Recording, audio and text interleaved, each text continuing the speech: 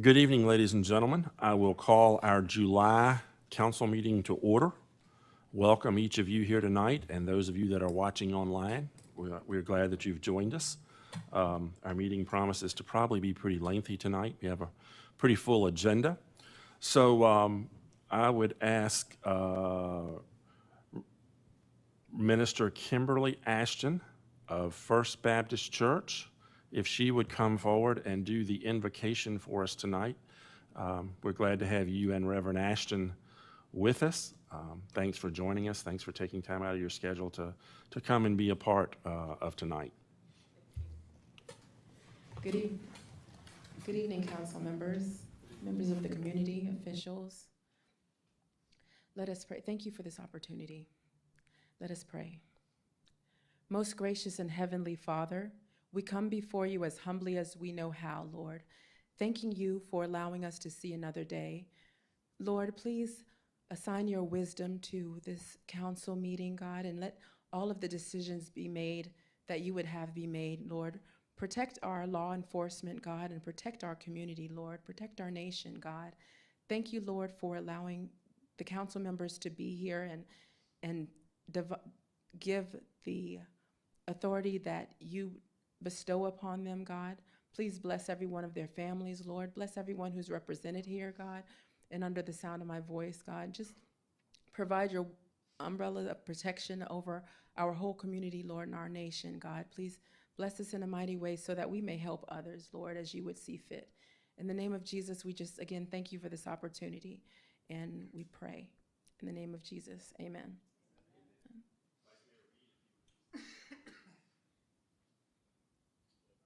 Pledge allegiance to the flag of the United States of America and to the republic for which it stands, one nation, under God, indivisible, with liberty and justice for all.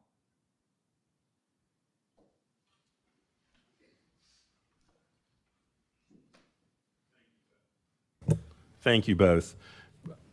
Clerk, if you would kindly call the roll. Mrs. Amos, Mr. Cole, Here. Mr. Dwyer, Here. Mr. Hunter, Here. Mr. Parrott, Here. Mr. Reed, Here. Mr. Vincent. Here. Thank you, sir. The first thing we will do is have a public hearing on ordinance number 205. Mr. Davis? Yes, sir.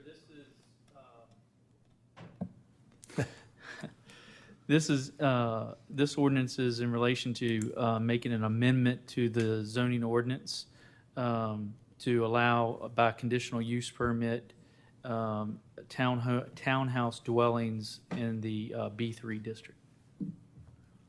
Is there anyone here who wishes to comment on this ordinance change? I'd like to ask a question, are we going to be, any part of it would be affordable house? Mr. Davis? It depends what the development of the townhouse is, whether it's market rate or what rate that is. That's not a determination based on this. It's based on the development itself is what would determine that. So you don't know if it's going to be any percentage of it going to be affordable house or just whatever market rate is? Yeah, I'll be happy to talk. Give me a call and I'll be happy to talk to you about it outside the meeting. Tell everybody, you don't need to talk. As I said before, it's about the development itself. There is no planned development at this time. Anyone else wish to comment? If not, I'll bring this public hearing to close. And we have a second public hearing to amend the zoning map. Mayor and council, this is in reference to a piece of property that's on Cedar Avenue, looking to rezone that piece of property to B2 instead of R2. Anyone wish to comment on that? If not, I'll bring that public hearing to close. Thank you. The next item is the public comment section. Before we do that, I have a presentation I would like to make. I would like to ask Patsy Watson if she would kindly come forward.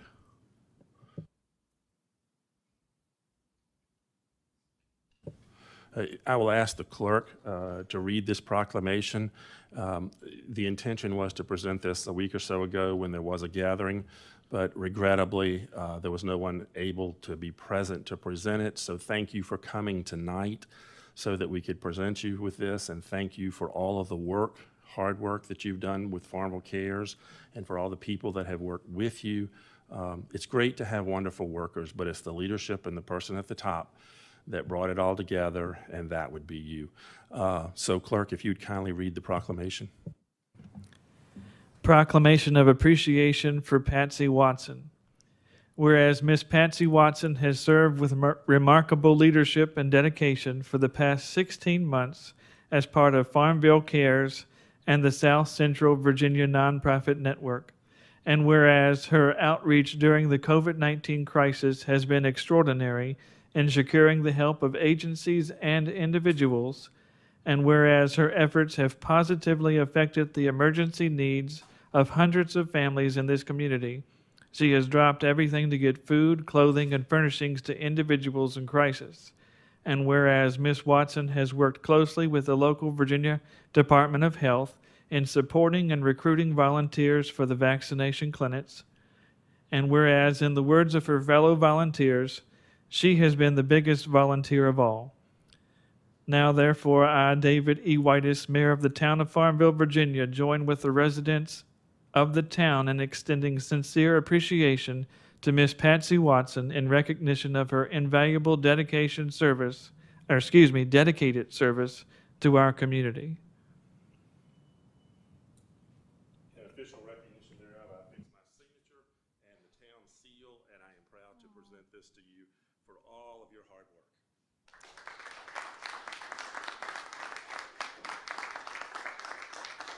Can I say a few words? I know you have a busy agenda tonight, so I won't take up just a whole lot of your time. I could not have done this without the people that work directly with me, not under me, but with me. And I have to mention them tonight. It was a privilege to serve the town of Farmville. It was a privilege to help in the county of Prince Edward. And truthfully, we were the ones who were blessed. Those that worked with me were Noel Prince Shear, who answered hundreds of phone calls, Joanne Weidinger, who coordinated our volunteers and did the training that we asked her to do for them, Lonnie Calhoun, who kept up with all the research on what was happening, and I got numerous emails weekly from him updating me.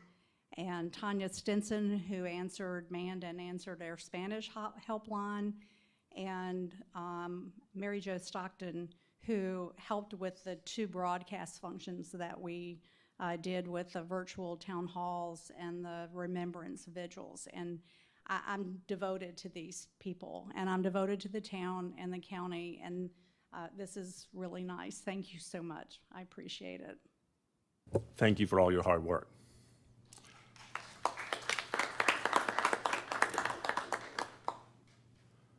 Clerk, our first guest. Yes, we have several in person and then a few from the telephone. Our first speaker tonight is Mr. Luis Iola.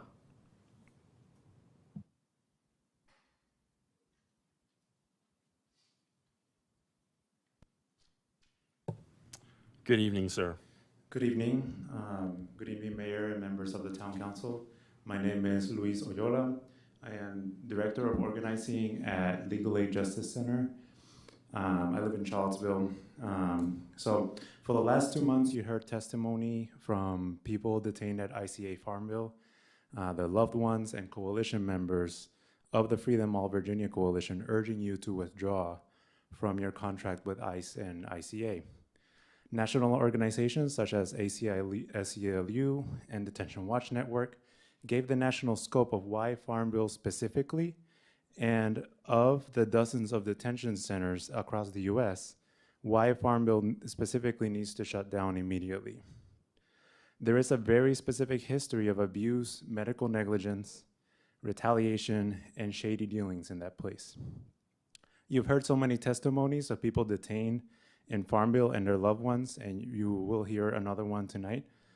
The humans behind the numbers, the pain they've gone through, and the bravery, honestly, to speak up when so many who do speak up get targeted by ICE or put in solitary at Farmville.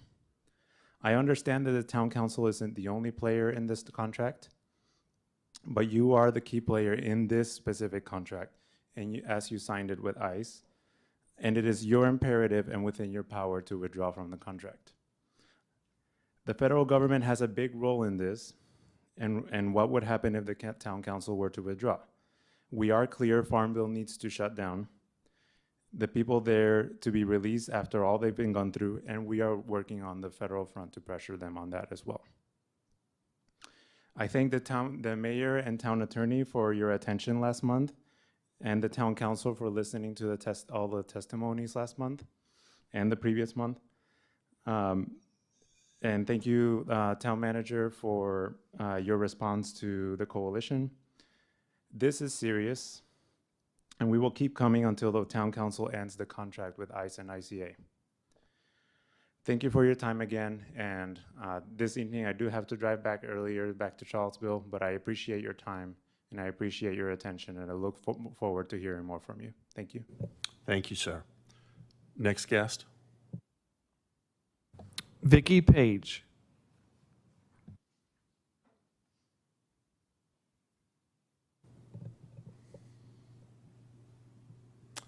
Welcome.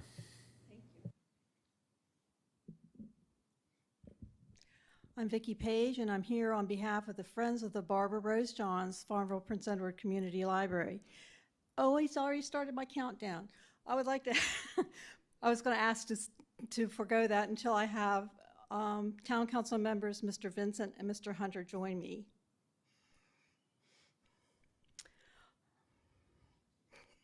They have no idea.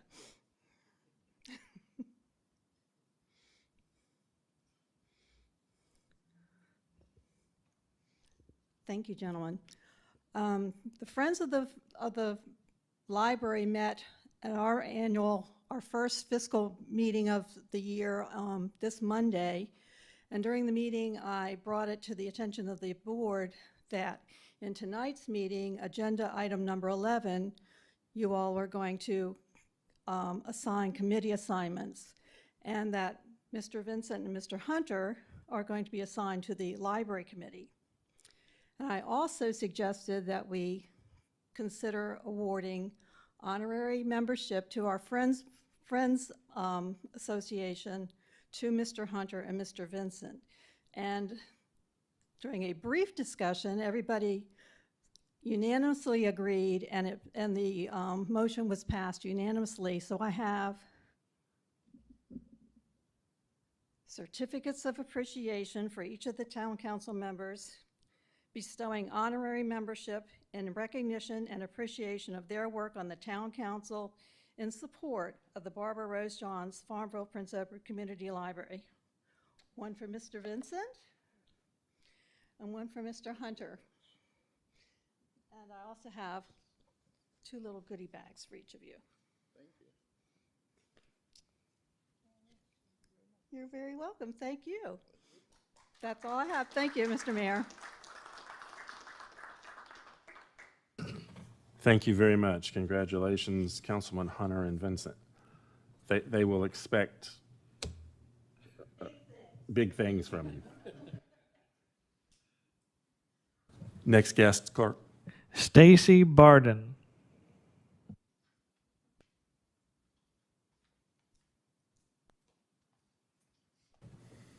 Welcome. How y'all doing? Good. Just up here for the noise complaints over at North Press Club. I live right there on 310 Randolph Street, and I have my son with me all the time and the people upstairs, and it's constantly loud, like extremely loud. And it's because they have it outside and they turn it up so loud. I understand, play your music, you have a good time and make your money, your revenue, but people gotta sleep and we get up early. Just get them to tone it down or whatever they have to do, or stern talking to, or and you call the police. You know, they go over there, but they never turn it down. It just keeps us up. And the people come through there and, you know, drink. I understand people got to get home, but they're just noisy and loud from coming over there. It's basically just, can somebody like talk to them or do something about that? The noise is extremely loud. We'll ask the chief and the town manager to get with you on that. I appreciate it. Thank you. Take care. Next guest. Jonathan Gray.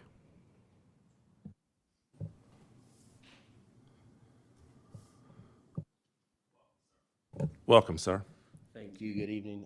Just really quickly, I'm also here for the noise and disturbance with the North Press Club, and I am a father of 4, all of them under 5, and so our issue comes in when, and again, understanding people have good times, understanding people want to enjoy themselves, and understanding where I live as far as like right beside college kids.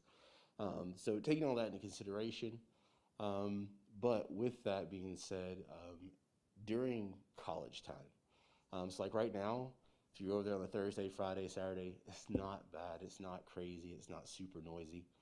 But during college, when college is in session, you run into a lot of noise. You run into people who are drunk, throwing up in your yard, staggering down your street. You can hear them having their discussions in the parking lot about who dumped who dropped who they hate. And then the press club itself is very loud. And I've messaged them on Facebook Messenger when I felt like it needed to be turned down, things like that. They have responded, but there has been issues where I believe there was a couple lawsuits done for the North Street Press Club, and there was a time set where they were supposed to stop at 10 o'clock, from my understanding. And it's been 11 o'clock, sometimes 12 o'clock, you still have noise pumping. And my wife stays home with our children, but as someone who works and goes to work early, it is an issue that I feel like needs to be addressed. I have talked to the police department, we have called, they have gone over, there's been a couple times where we've called, and they said, you know, a police officer will come and check, because I believe the ordinance is they have to come into your house to look and see if it's actually as noisy inside as you say it is. I've not had anybody come into my house yet, but it is a situation that I feel like needs to be addressed, and I would like to have your attention on that, please. Thank you, sir. Again, same thing. And if you would give your information to the chief right there so he can get in touch with you if he doesn't have it. Can we get his address for the record, please? Yeah. 306 Randolph Street. Thank you, sir. Next guest, clerk. Floyd Duffy.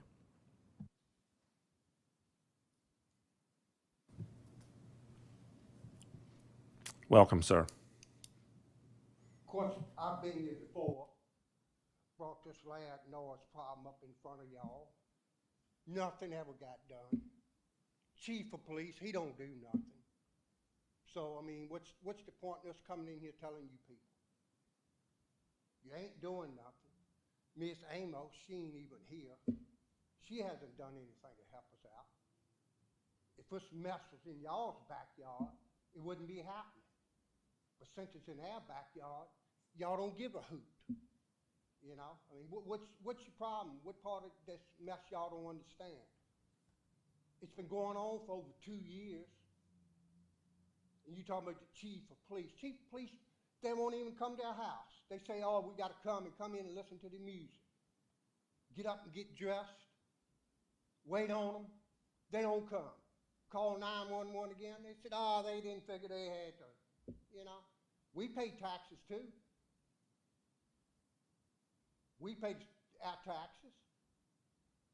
And when y'all took these jobs as council members, you didn't say you'd pick and choose who you would serve and protect and do right by. You know, and I get tired of coming over here talking to y'all. It's like talking to a bunch of knots on rotten logs. You know, I've called the law, 40 times. Had to call them 6 times, 3 times in a row just to get some of Chief's people to come by. Had to call them 14 times twice. Had to call them twice, 14 times just to come. Called them once 20 times. Of course, they didn't come. They don't come, you know. And you know, I don't know what makes y'all think that you know, business can, you know, just keep disrupting our lives. I mean, and if nothing don't happen, I'm not stopping at these little meetings, you know, that we have in here. I'm taking it up to the next level, you know. And as far as distance from the Price Club to our residence, it's over 150 foot from their property line to my house. And when I'm laying in bed trying to go to sleep, I don't want to hear that music. Or if I'm sitting there watching television, I don't want to hear that music. I ain't no spring rooster anymore. I go to bed and I'm going to get my sleep. And I don't need y'all to keep making excuses and making excuses. The only thing Ms. Amos ever said that made sense was she would work on trying to get their ABC license suspended. I've spoke to Dexter Franklin, the supposedly ABC man, numerous times, and he's supposed to be doing something. Everybody blames it on y'all town council. The town council makes the rules. That's your time, sir. Town council has to get the rules straight. Mr. Duffy, that's your Y'all time. need to make the rules, get it straight. The music needs to stop at 10 o'clock at night. Okay, thank you. Your time has expired. We've heard you. And I don't want to have to come back here and repeat myself about this problem. Thank you, sir. Next guest. Mr. Bruce Davis. Welcome, sir. Good evening, Mayor, Town Council, Town Manager. I'm here to say thank you. I want to say thank you to Robin and his crew for all they've done. They just did some blacktopping out on 3rd Street, and I'm going to tell you, I did not hear them at all at night. They were there from 8 in the morning till 3, 4 in the morning, 8 at night to 4 in the morning. I did not hear them. They did not disturb me, and I was very surprised because I thought it was going to be like that. So I want to say thank you. I thank you for all that you do, your crew. Anytime we put leaves out there, branches out there, whatever it is, they're picked up within a couple of days. So I'm very happy with what my tax dollars do with the maintenance right here. The next thing I'm doing is, and I might be a little crazy, and some of you've known, I served on the Youth League board and the United Way board, and I've taken a break from that from the last couple years and let some other people take over. But I've always thought about running for political office, and you might be knowing in the next couple weeks I will be officially probably running for Farmville District 701 as a write-in candidate. I did speak to the Board of Supervisors last night, about some things and mentioned it to them also. So I hope if I am elected that we can have a partnership and build and make Farmville and Prince Edward even better than what it is now. So look forward to hopefully seeing you again at these meetings. Thank you. Thank you, sir. Best of luck. Next guest. All right, we have a call in. The first call in is Amelia Louise.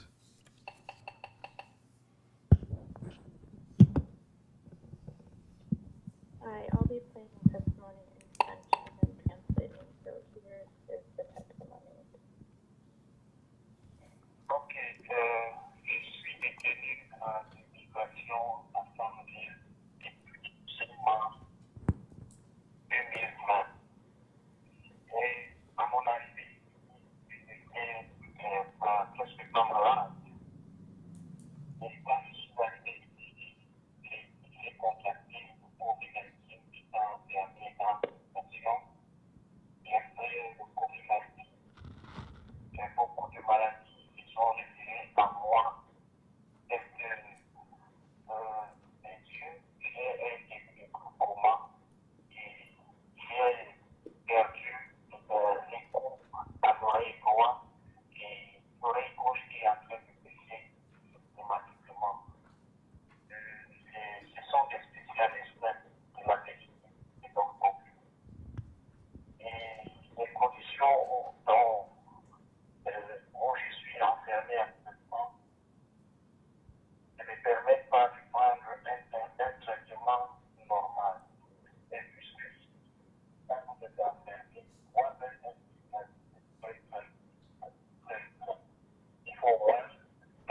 déposé la demande pour voir le docteur, c'est de 4 mois à 6 mois pour qu'on nous amène dehors, parfois même plus.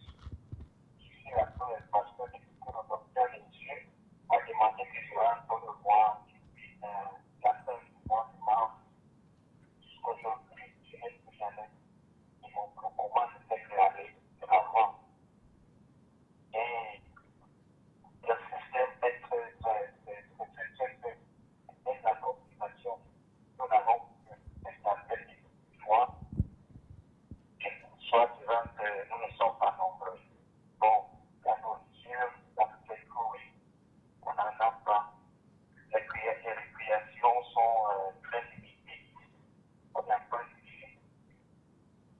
beaucoup de temps, maintenant.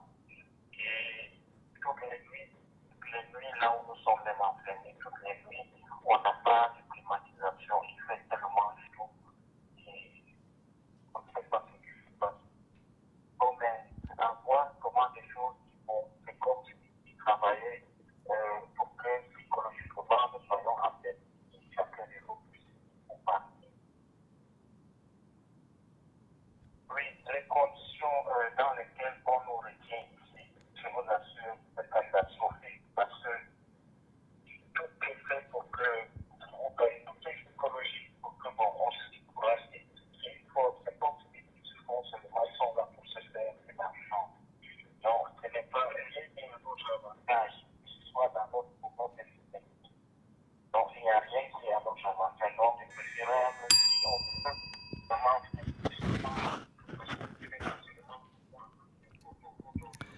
Please provide translation for this. Hi, can I go ahead with the translation? Yes, please. Okay. So I have been in immigration detention in Farmville since March 5th, 2020. When I arrived here, I wasn't sick, but when I arrived, I contracted COVID-19 while in detention. After COVID-19, I developed a lot of health problems. In my eyes, I have the start of glaucoma, and I lost all hearing in my right ear. My hearing in my left ear is getting systematically worse. This has been confirmed to me by medical specialists. The conditions where I am detained currently don't allow me to follow a normal treatment. Here, when you are locked up, it's very, very difficult to even see a specialist. When you make the request to see a specialist, it takes 4 to 6 months for them to take you, and sometimes even longer. I am the proof of this. When I last saw the eye doctor, they told me I had to come back. This was at the end of March. Since then, I have not been able to go back, and my glaucoma has only gotten worse. The system is very, very difficult. Even in terms of communication, we don't have tablets since June. We're not very numerous. The food, we don't have any fruit. The recreation is very limited. There's no gym for a long time now. All night when we are detained, there's no air conditioning. It's so hot, we don't know what is going on. It's as if they are working to make us weaker psychologically in order to make us sign off so we can be deported. We raise complaints all the time, but they just put us on a list and tell us to wait. Regarding the library, when you have a lawyer who says they want to look at your papers, they send you a document to sign. When you have to sign something for the lawyer, you realize they sent you a document at 8 a.m., and sometimes you don't get it until 10 p.m. at night. This means that in terms of your case, your access to justice, you start out losing already. Your options are very limited. As I mentioned, the ear doctor told me I needed a device that would help me hear when people speak to me. They never got me this device. They never took me back to him. He told me I needed that device so he could continue to treat me. This was the same for the doctor following my glaucoma. She said I had to come back in 3 months, but this never happened. This means that I am constantly disoriented. The conditions under which they detain us here in Farmville, I assure you, they are catastrophic. Everything is set up so that we are discouraged psychologically, and they are just there to make money off of us. Nothing is meant to actually support us or our freedom. These centers need to be closed, not just for me, but for those who come after me as well. Thank you.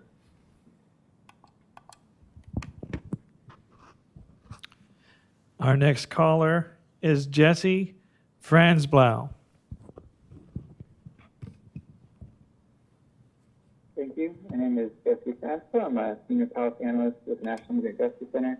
On behalf of my colleagues and the thousands of individuals that NIJC serves every year, I'd like to express our strong support for the Virginia communities that are requesting the Farmville Town Council end its role in the inhumane immigration detention system and cut its ties with the company, Immigration Centers of America, and terminate its intergovernmental service agreement with ICE. NIJC works to monitor and document abuses in the federal immigration detention system, which is overwhelmingly outsourced to for-profit prison companies such as ICA. ICE detention furthers punitive systems and incarceration and enforcement that perpetuate racism against Black and brown communities. The federal government should not. It should be permitting people to pursue their immigration cases from the safety of their homes and communities, not in detention. The detention center in Farmville has a dark history of abuse and impunity, including medical neglect, indiscriminate use of pepper spray, shackles, rotten food, threats, and retaliation against people protesting inhumane conditions. In October of 2011, Annabella Ramirez, a Salvadoran man, died 5 days after being processed in the facility. In August of last year, a 72-year-old Canadian man, James Hill, died in ICA Farmville after ICE recklessly transferred people there and caused the worst outbreak of COVID-19 in ICE detention at that time.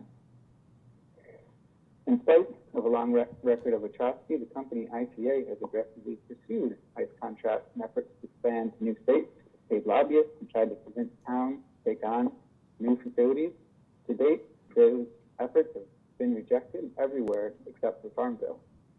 The COVID-19 pandemic further unveiled ICE's callous disregard for the lives of those it detains and the public health of surrounding communities. In terminating your agreement with ICE and ICA, Farmville will be following a growing trend in which local governments are asserting that ICE cannot detain people in their backyards. Recently, counties in New Jersey and Pennsylvania have ended their ICE detention agreements. State legislatures in Maryland, Illinois, California, Washington, and elsewhere have passed laws banning ICE detention. As the nation and world become more vigilant about the systemic human rights violations that occur in ICE detention, the spotlight is on Farmville to end your complicity in such abuses. Thank you.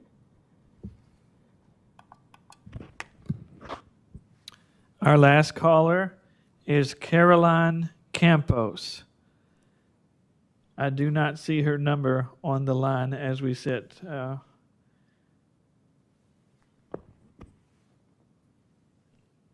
Yeah, so I don't think she's on the line. That should be it, Mayor. Anyone else signed up to speak in person? Okay. With that, I will bring the public comment section to a close, and we will move to item 8, the consent agenda. Do I have anyone that wishes to pull anything out of the consent agenda? If not, do I hear a motion we approve the consent agenda? Mayor, Council, I ask that you pull the regular work session and reconvene joint meeting minutes from the consent agenda. Okay. Aside from that, do I hear a motion that we approve? I make a motion that we approve. Motion and second. All in favor? Aye. Any opposed? Ayes have it. Item number 9, request approval of the Treasurer's report. Madam Treasurer?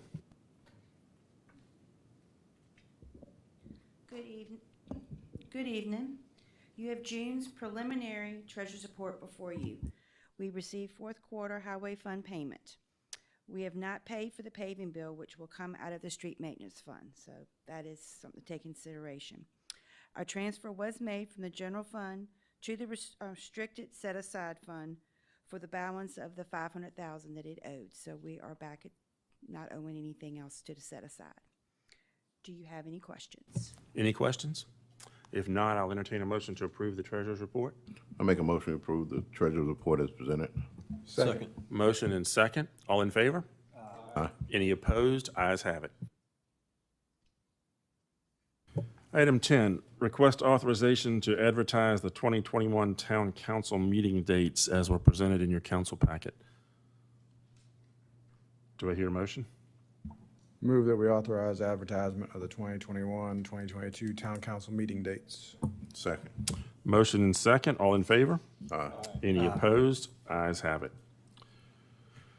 Item number 11, request council support in the mayor's 21-22 committee appointments, and they are, as you noticed, basically the same. I did not change anything, except that Mr. Cole asked to come off of the rescue squad as our representative at the rescue squad, and Mrs. Amos graciously agreed to serve in that capacity. So that is the only change, basically. Do I hear a motion? So moved. Second. Motion and second. All in favor? Aye. Any opposed? Ayes have it. Item number 12, adoption of the Code of Ethics and the Code of Conduct Pledge, which is the same as we adopted last year. Do you hear a motion? I move that we adopt the Code of Ethics and Conduct and Ethics Pledge. Second. Motion and second. All in favor? Aye. Any opposed? Ayes have it. Item number 14, Item number 13, request reappointment of members of the Planning Commission. That's in your packet. And they have all indicated, Mr. Davis, that they wish to be reappointed, correct? Yes. Do I hear a motion? Move that we reappoint the members to the Farmville Planning Commission. Second. Motion and second. We'll have a call vote. Clerk? Mr. Hunter, Yes. Mr. Vincent, Yes. Mr. Parrott, Yes. Mr. Dwyer, Yes. Mr. Reed, Yes. Mr. Cole. Yes. On a unanimous vote, the measure to reappoint the members to the Farmville Planning Commission has passed.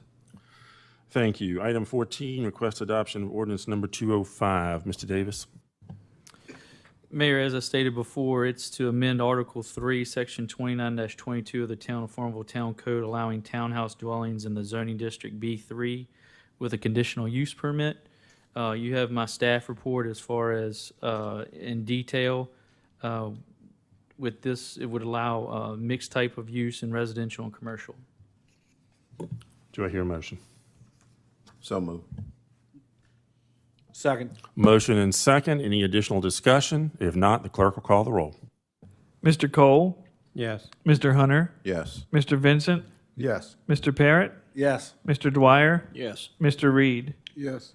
On a unanimous vote, the measure to adopt ordinance number 205 has passed. Item 15, request to amend the town zoning map. Mr. Davis?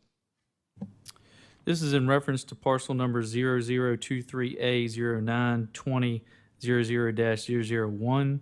It's located on Cedar Avenue from zoning district R2 to B2. It is actually a vacant piece of land. It sits behind a residence that faces East 3rd Street and is directly across from the town shop. Any questions? Do I hear a motion?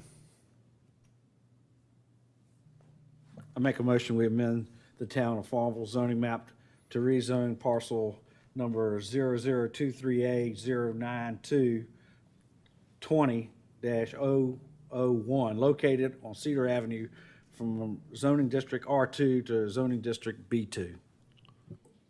Could you repeat that? Second. Do I hear a second? Second. Motion and second. Any other discussion? Clerk, would you call the roll? Mr. Reed, Yes. Mr. Dwyer, Yes. Mr. Parrott, Yes. Mr. Vincent, Yes. Mr. Hunter, Yes. Mr. Cole. Yes. On a unanimous vote, the measure to amend the Town of Farmville zoning map has passed. Thank you. Item 16 is request adoption of resolution number 2021-0702 North Street. Mr. Davis or Mr. Parrott? Mr. Davis, are you speaking to that? Mayor, this resolution you had on last month's agenda modifying North Street to a one-way street. Staff is still supportive of the one-way, even though of the comments that you heard last month.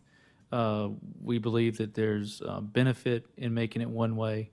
And so the Infrastructure Committee met again as requested, and the committee looked at all those items as well and have unanimously agreed in that committee meeting to bring it back to you to make it a one-way street. Just, do I hear a motion? I had a question, Okay. and I haven't been involved in this, so you can answer my question when you get a chance. The traffic, how much traffic is it going to put back on Main Street? I don't believe it'll put much more traffic than is on Main Street. I think you'll have some traffic, obviously, on High Street. However, if you're talking about tractor trailers and their access, not far from that North Street entrance to High Street is the alternate route for truck traffic that comes off of Griffin Boulevard to hit Oak Street. And so I think some of the commercial side of it will go that direction, and then you'll have others as well. I think you could see some more traffic on Venable because that's also one way, and people will cut across High Street, or they could turn on Main Street. I don't think it's going to be a considerable more amount. Okay, as long as it was looked at. I'm not convinced that we're solving a problem and creating more. Especially when school's in session, you're going to have more traffic heading up High Street possibly. You're going to have more backup on Main Street with those red lights. I think we're creating more problem than it's worth. I really can't support making this a one-way street. Other comments, questions? I'll make a comment in regards to it's my committee. Upon reviewing what we had been presented before and the first time, and then coming back and looking at it again a second time, we were approaching it from a little different perspective on the second time than when we were the first time from a safety aspect of crossing North Street. If you have traffic all going one direction, you only have to look one direction for that traffic. We considered a lot of different factors. We feel like that coming up North Street and or trying to turn into North Street off of High Street is very problematic. Unfortunately, those corners are not conducive to being able to turn onto North Street. One in particular, when you head up High Street and try to take a right, you have to get over into the opposite lane to come into North Street. The corner is not laid out well enough to be able to take that right turn. So therefore, our consideration was that we felt like it would be conducive to force traffic to come up the street instead of go down the street, helping with a safety issue as well as the flow of traffic. It's just a comment. Yeah, I'm not sure that intersection, North Street and High Street, no matter which way you're turning, is an issue. It's hard to see you coming off of North Street onto High Street. You're going to have more traffic there. You're going to increase potential of having accidents as people are trying to race to get to the red light or getting up the street. And you've got the drive in to the Wine Oak. I think you're creating an intersection there that is probably going to be much more dangerous than it is right now.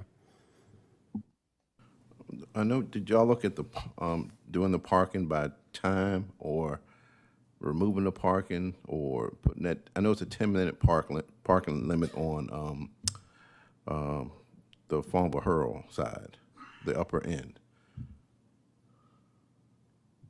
The meters, after a certain time, I believe it's at 6 o'clock, there is no time. You can park there as long as you want. During the day, there is a specified amount of time that you would feed the meter just like you do on Main Street.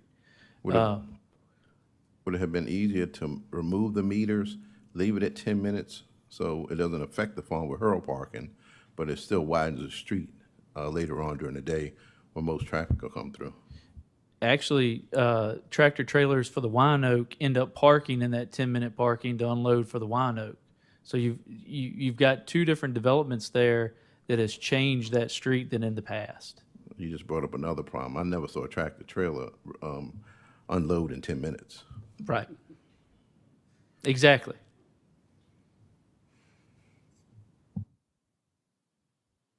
Other discussion? Do we need to send this back to the street committee? I'll be honest with you. I don't think it's any need to kick the can around anymore. And I'm just speaking on my behalf as far as chairman of the infrastructure committee. We've looked at it twice. We've discussed it. I really don't know of anything else we can do unless you want us, we can vote on it. And if you deny it, then we deny it. I mean, it's okay. I agree with Mr. Perry. I think it should just be voted up or down. That would be my wish. Do you wish to make a motion? I'd like to make a motion that we adopt a one-way street from North Street from West 3rd Street to High Street. Second. I have a motion and a second. Any additional discussion? If not, the clerk will call the roll. Mr. Parent, Yes. Mr. Reed, Yes. Mr. Cole, No. Mr. Dwyer, Yes. Mr. Hunter, No. and Mr. Vincent. Yes. On a vote of 4-2, the measure to adopt resolution number 2021-07-02 modifying North Street to a one-way street has passed.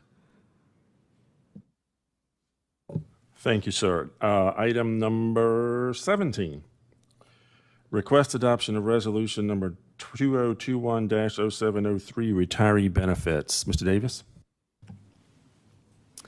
Members of council remember that last month we revised this policy that's in the employee handbook to state that all current retirees will continue to receive the benefit they're receiving. All current employees wouldn't accrue any additional years of service as of the end of June 30th, 2021, and then that the council would further review a payment system for the accrued time of service.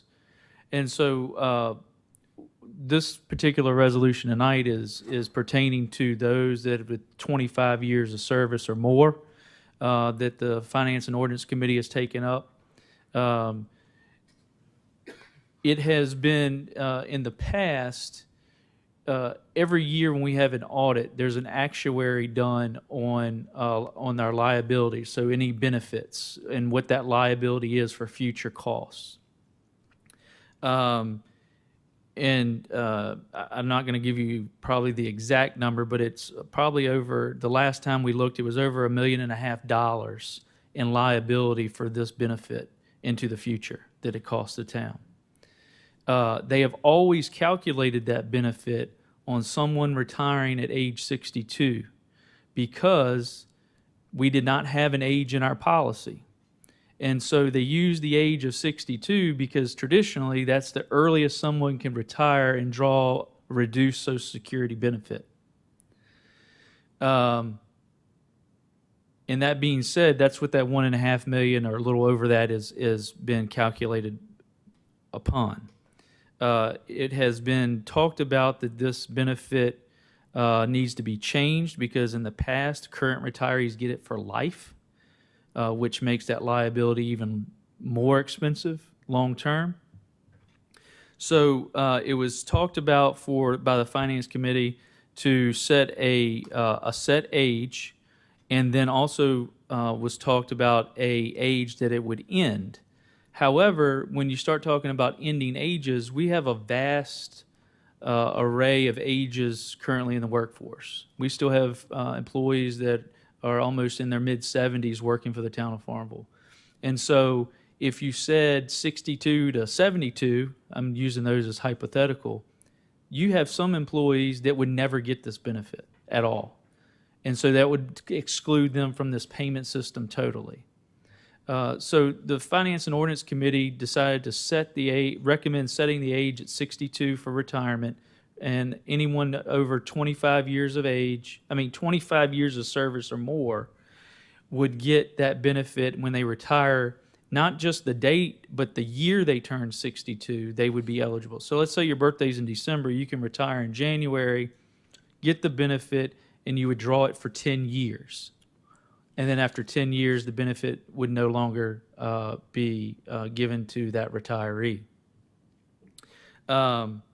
It would still be the same amount as it was before, $250 per month for those at 25 years, and an additional $10 per month for each additional year of service over the minimum of 25, and it's paid on a quarterly basis, January 1st, April 1st, July 1st, and October 1st of each year.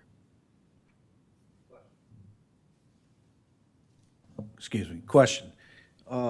Hypothetically, say I had my 25 years of service, but I wanted to retire at 60 instead of 62.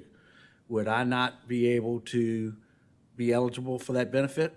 Would I have to work till 62 in order to do it if I'd been Correct. So if I took my 60, at age 60, I decided to retire, I would lose that benefit. Correct. Okay, thank you. It's the way, yeah, you have to be 62 to get the benefit. We set an age, in the Finance Committee voted to set an age of when that benefit started, at age 60. You had to, the retirement age was 62. Because if not, the liability is still there in that discussion. I'm not sure we actually discussed that someone would retire early. And, you know, in my opinion, if someone gets their 25 in and decides to retire at 60, they've already locked in their 10 years. We just wouldn't start paying until they hit 62, and they would get the 10 years worth of pay.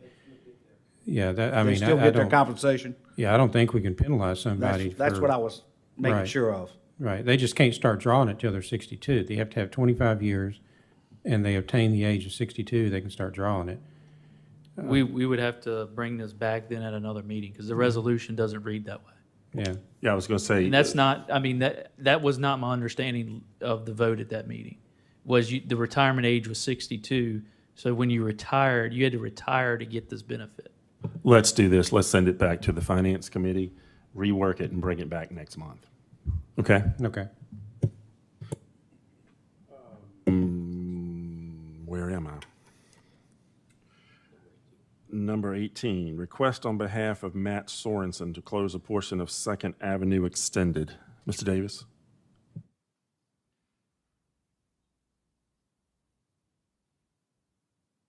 If I recall, he wants to have a block party. Yes, it is from between Sanford and Barrow Street on July 25th from 5 to 8 to have a block party. It's in your council packet. Anybody have an issue with that? I make a Correct me if motion I'm we wrong, approve it. it's been going on for years. Yeah, okay. I made a motion we approve it. Second. Motion and second, we approve it. All in favor? Aye. Any opposed? Ayes have it. Item 19, discussion request for discount meter for Third Road Brewery. Mr. Davis? Members of council, we don't have anything in our ordinance pertaining to a business that is seeking something like this. Many localities, a few localities, not many, let me say that, in Virginia have the ability where they have businesses that use water, but it does not go into the sanitation system to be allowed to get a discount off of their meter from the street on what they're using based on sanitation as well. Three Roads is a company that uses water, and then it goes straight into the vats, and when it goes in there, that water doesn't go into the sanitation system. And so they have a place obviously in Lynchburg. We talked to some other localities that have breweries, and there's a few others that have a different mechanism of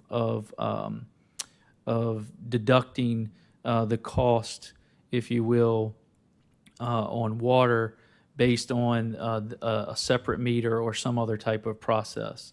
And so they're asking this request. They would purchase a meter from us. It would be installed inside the building. Each month when we read the water meter for the building, then we would also read that deduction meter, and it would be deducted for their bill based on that line that's going strictly to the vats to make their beer. Would that not need to be codified in an ordinance?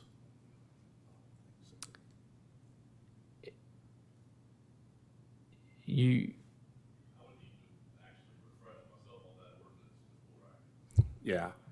Let's do this. Why don't we send this to the Finance and Ordinance Committee? Let them take a look at it, and let the town attorney take a look at it and bring it back to us. How about that? Okay. Item number 20, discussion and update on the Confederate Monument. You have the plat. As you can tell, just to give you an update of where we are with this, you'll notice that the Confederate Cemetery, we have two possible sites. One site is our first proposed location, and then we have a second one that would need the clearing of trees if that were have to use that location, as you can see on this depiction. We know that we will have to do ground penetrating radar to make sure that the location of the proposed monument area would not disturb any of the deceased. And if that is the case, then we would like to use the proposed location on that piece of land.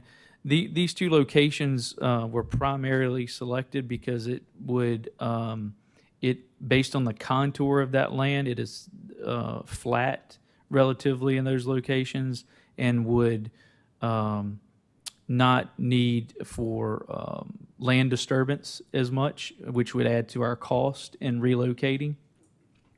And so if that ground penetration radar deems appropriate, we would use that location to move it. We do know that the potential of this project would be over $25,000, and our financial policies state that anything over $25,000 would need to go to bid. And so tonight I'm suggesting that we move forward with the ground penetrating radar. At that time, we'll be able to definitively choose the first site or not. And then while we're doing that, the bid can be out there, and we can get bids in from companies to see what that exact cost would be. I'm gonna state that this is probably going to cost between $50,000 and $100,000 total. Questions? I move that we move forward with the LiDAR investigation and the bid, throwing it out to bid. Second. Motion and second. Any other discussion? Clerk, if you'll call the roll. Mr. Vincent? Yes. Mr. Parrott? Yes. Mr. Dwyer? Yes. Mr. Reed? Yes. Mr. Cole? Yes. Mr. Hunter? Yes. On a unanimous vote, the measure to put this out for bid for proposals and to use the ground penetrating radar to determine the site location has passed. Thank you. Item 21, request for a letter of support from the Mary Branch Community Center Board. Mr. Davis? Mayor and members of council, you have in your packet a letter from the Mary Branch Community Center Board. They're a nonprofit. They're seeking to rehabilitate the building for the purpose of creating a local community center for Farmville and Prince Edward County. And so they're asking that the council send a letter in support because they're going to be seeking grant funding in the near future. Pleasure of council. I currently sit on that board, so I'm going to have to abstain. But if you have any questions, I'm here just to help you out. We finally got the 501c3 for the building back, and CRC said they're willing to help us. The county approved it last night for CRC to help us as well, but we're just looking for the backing right now just to move forward to get some of their help. Do I hear a motion? I'd like to make a motion for a letter of support to be sent in. Thank you. Motion second. All in favor? Aye. Any opposed? Ayes have it. Thank you, sir. Mr. Davis, staff reports? I do not have anything at this time. Thank you. Standing committee reports, we will start on my left. Mr. Cole, Finance and Ordinance, and anything on your final rescue squad report? Nothing on the rescue squad. They're doing very well, by the way, but the Finance and Ordinance Committee will not meet this month. I'll be on vacation that week, unless they want to get together themselves now that you've sent a couple things over to them. But we will be back in full force in August. Thank you. Thank you. Mr. Hunter? Nothing on public safety. Mr. Vincent? Yes, we had a meeting in Recreation discussing the Heart of Virginia Festival and the possibility of throwing some fireworks out there as a culmination to that event in conjunction with some of the events happening to local colleges and universities. And we also discussed Haynes Park and some collaborative efforts there that may bear fruit. So it was a good meeting, and we'll continue to investigate the fireworks best location for that culmination. But that's all, Mayor. Thank you, sir. Mr. Parrott? I've had my 2 cents worth tonight. Thank you, sir. Mr. Dwyer? Mr. Reed? Nothing right at this moment. Thank you, sir. Okay, we've been around the table with our standing committees. Any other staff reports, Chief? Mr. Mayor, I have a couple things I'd like to announce. Just want to remind everybody that National Night Out is coming up Tuesday, August the 3rd. We're going to be back in action after the COVID virus. I hope everybody will come out and support us. And also, I am pleased to announce that as of today, our 9/11 Center has completed the transition to the EasyNet and Next Gen 911. This means that the 911 data coming into our center from the telephone carriers is no longer utilizing unreliable copper wiring and is fully functioning on fiber. This will enable our center to receive more accurate and enhanced location data from 911 callers, including, when all the carriers are compliant, elevation data. So for an example, if a call is coming in from a cell phone in this building, dispatch would be able to determine exactly what floor that call was coming from. Out of 124 PSAPs in Virginia, we are only the 9th PSAP to complete this transition, when our 9/11 Center is on par with those in Northern Virginia, like Fairfax County, Loudoun County, Prince William County. I think it speaks volumes about the work that our communications team puts into making sure that our citizens have had the best emergency services capabilities available. The town of Farmville and Prince Edward County are getting quite a bang for their buck in regards to our 9/11 Center. And I'd like to add, I did receive a very nice appreciation letter from the directors with Next Gen 911 today, commenting on our communications director, Jackie Gilbert, and what a pleasure it was to work with her, that without her knowledge and expertise in our communication center, this would have not been accomplished so quickly. So they commended her extremely for her support and her efforts in this, as well as myself. Thank you. Any questions? Thank you, Chief. Anyone have any questions? Congratulations on the update in the 911 Center. Thank you. Mr. Atkins?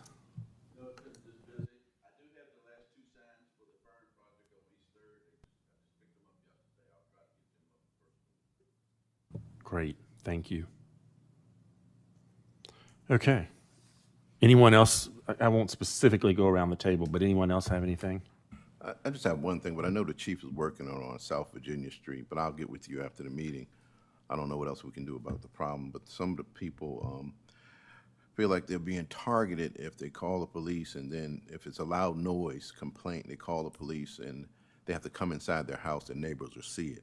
So I don't know if it's something that we need to bring back up as a group or what we can do. I'll let the chief try to handle it first, or let the town attorney handle it, either one.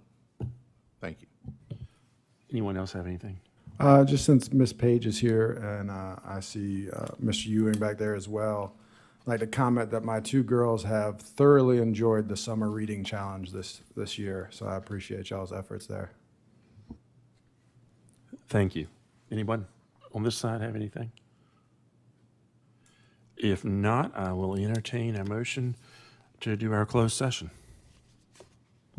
Mr. Mayor, I move that the Farmville Town Council convene in closed meeting pursuant to the Code of Virginia in accordance with the provisions of paragraph A.3 of section 2.2-3711 for discussion of the disposition of publicly held real property where discussion in an open meeting would adversely affect the bargaining position of negotiating strategy of the public body. Second. Motion and second. All in favor? Aye. Any opposed? Ayes have it. We will take a couple of minute recess and then EOC Center. Yes, sir. Do you need, if there's no action items, are we just going to end the online version of the meeting? I do not anticipate any action items when we come out of closed session.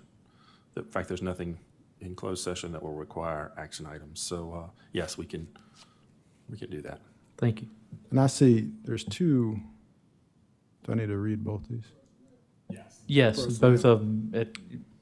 Mr. Mayor, I move that the Farmville Town Council convene in closed meeting pursuant to the Code of Virginia in accordance with the provisions of paragraph A.1 of section 2.2-3711 for the discussion of personnel matters. Second. Motion and second. All in favor? Aye. Any opposed? Ayes have it. Mr. Parent? I was going to say, I have another comment that I need to make that I promised someone I would, and I forgot. There are a group of golfers who are playing golf that are residents of the town of Farmville that feel like they are being unfairly taken advantage of with our golf fees not being discounted to town residents versus out-of-town residents, and would appreciate our consideration of possibly giving them some type of incentive, being as they are residents of the town.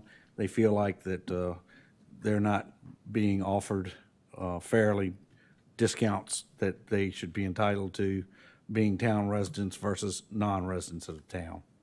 And it's just a comment. Can I follow that up? Sure. I also had somebody, I'm glad you brought it up, not specifically about the rates as much as the yearly membership. This person felt it was unfair not having a year membership that was somewhat discounted from what the public would be. Being a taxpayer, they expected some kind of concession. We'll let the Finance and Ordinance Committee take another look at that and come back with a recommendation. Anything else? If not, we'll take a really couple minutes and then adjourn in the EOC, readjourn in the EOC room. Thank you. Good night.